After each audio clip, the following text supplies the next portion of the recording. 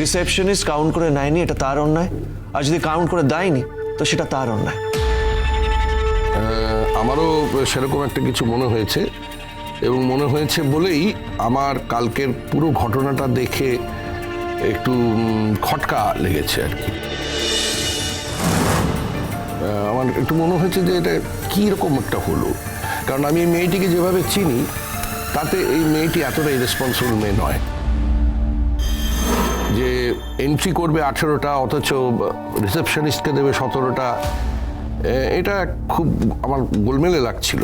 সেই জন্য আমার মনে হয়েছিল যে এই হিউম্যান এরার তো হতেই পারে, সে ব্যাপারে আমি শিওরও ছিলাম না। আমি যে কারণের জন্য ওকে আলাদা করে ডেকে জিজ্ঞাসা করি কি হয়েছে, ও বলে যে না আমি সব কাগজ দিয়ে দিয়েছি। তো দেখুন, একজন মানুষকে এভাবে কালকে যেভাবে হয়েছে আর কি ঘটনাটা, সেভাবে আমার মনে হয়েছে যে ওকে খুব হিউমিলিয়েট করা হচ্ছে, অপমান করা হচ্ছে। কিন্তু এর মানে তো এই নয় যে ও ভুল করতে পারে না।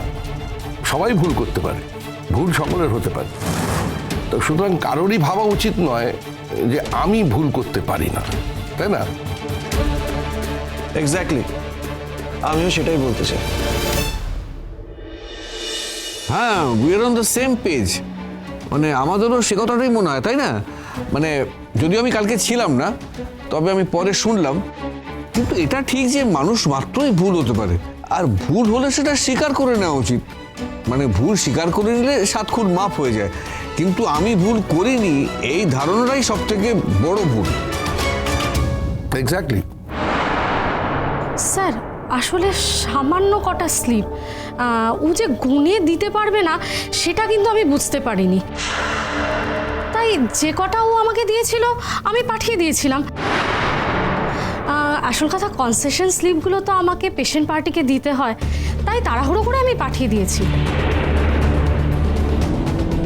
হ্যাঁ, আমার হয়তো গুনে নেওয়াটা উচিত ছিল। হ্যাঁ, সেটা আমার ভুল হয়েছে, আমি আমার ভুল স্বীকার করছি। দাঁড়াও, তুমি আগে থেকে ভুল স্বীকার করছো কেন?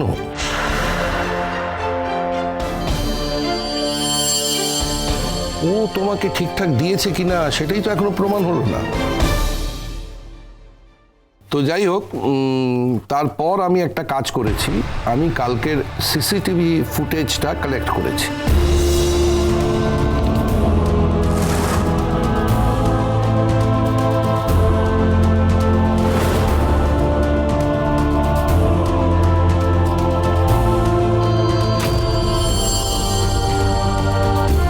কিন্তু বাবা, এর জন্য সিসিটিভি ফুটেজ কালেক্ট করার কি ছিল?